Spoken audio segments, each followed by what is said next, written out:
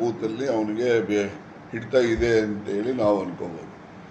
ಇಲ್ಲಾಂದರೆ ಸುಮ್ಮನೆ ಯಾವುದೋ ಒಂದು ಮನೆಯಲ್ಲಿ ಯಾವುದೋ ಓಟ್ ಐತೆ ಅಂತ ಅಂದರೆ ಅದು ಸರಿಯಾದಂಥದ್ದೆಲ್ಲ. ಎಲ್ಲ ಮಾಹಿತಿ ಅವ್ನಿಗೆ ಇರಬೇಕು booth level agent.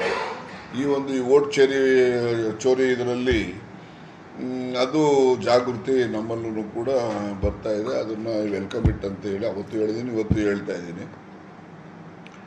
Regarding all other things ಏನು ಕಾರಣ ಏನು ಅಂದರೆ ನನಗಿನ್ನೂ ಗೊತ್ತಿಲ್ಲ. ನಾನು ಮೊನ್ನೆ ಫಸ್ಟ್ ಡೇ ಸೋಮವಾರನೇ ಸಾಯಂಕಾಲ ಹೇಳಿದ್ದೀನಿ.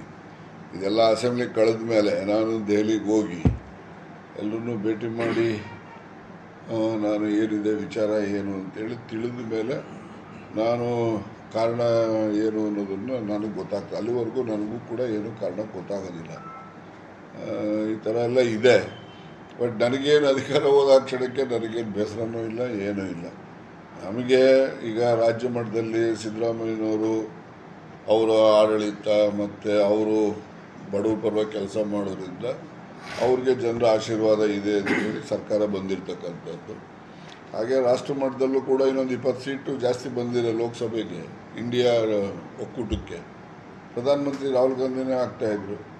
ಸುಮಾರು ಈಗ ಓಟ್ ಚೋರಿ ಇದು ಸುಮಾರು ದೇಶದಲ್ಲಿ ಒಂದು 70-80 ಕಡೆ ಈ ರೀತಿ ಮಾಡಿದ್ದಾರೆ ಅಂತಕ್ಕಂಥದ್ದನ್ನು ಮಾಧ್ಯಮದಲ್ಲಿ ಎಲ್ಲ ನಾನು ನೋಡ್ತಾ ಇದ್ದೀನಿ.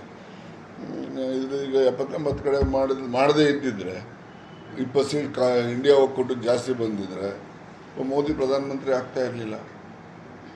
ಆದ್ದರಿಂದ ಇವೆಲ್ಲ ರಾಜಕೀಯದಲ್ಲಿ ಮೋಸಗಳು ಭಾಳ ದಿವಸ ನಡೆಯೋದಿಲ್ಲ. ಏನೋ ಒಂದು ಸರಿ 2 ಸರಿ ನಡಿಬೋದು. ಸದಾಕಾಲ ಮೋಸಗಳು, ಸುಳ್ಳು ಅವಕ್ಕೆಲ್ಲ ಆಯಸ್ಸಿರೋದಿಲ್ಲ. ಅವಕ್ಕೆಲ್ಲ ಸತ್ಯಕ್ಕೆ ಮತ್ತು ನ್ಯಾಯಕ್ಕೆ ಅದಕ್ಕೆ ಆಯಸ್ಸಿರ್ತದೆ. ಅದು ಸ್ವಲ್ಪ ಲೇಟ್ ಅಷ್ಟೇ.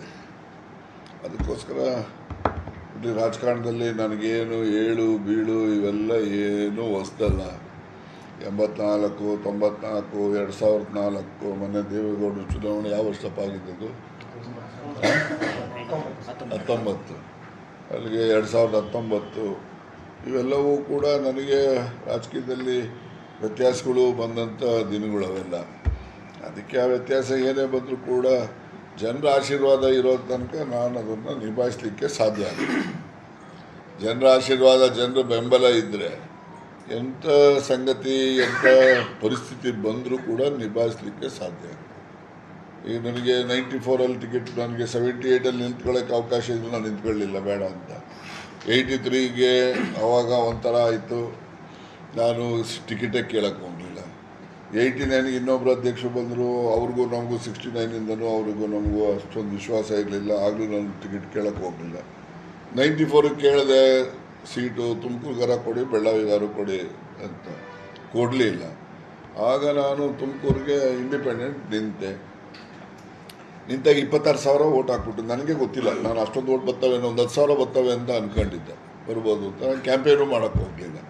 ಕಡೆ 1-2 ದಿವಸ ಇನ್ನೂ ಇವ್ರು ಯಾವಾಗ ದುಡ್ಡು ಇಸ್ಕೊಂಬಿಟ್ಟು ವಾಪಸ್ ತಗೊಂಡ್ಬಿಡ್ತಾರೆ ಹಂಗೆ ಹಿಂಗೆ ಅಂತೇಳಿ ಅಪಪ್ರಚಾರ ಮಾಡಿದ್ರಲ್ಲ, ಆಗ ನಾನು ಕ್ಯಾಂಪೇನ್ ಮಾಡಬೇಕಾಯ್ತು.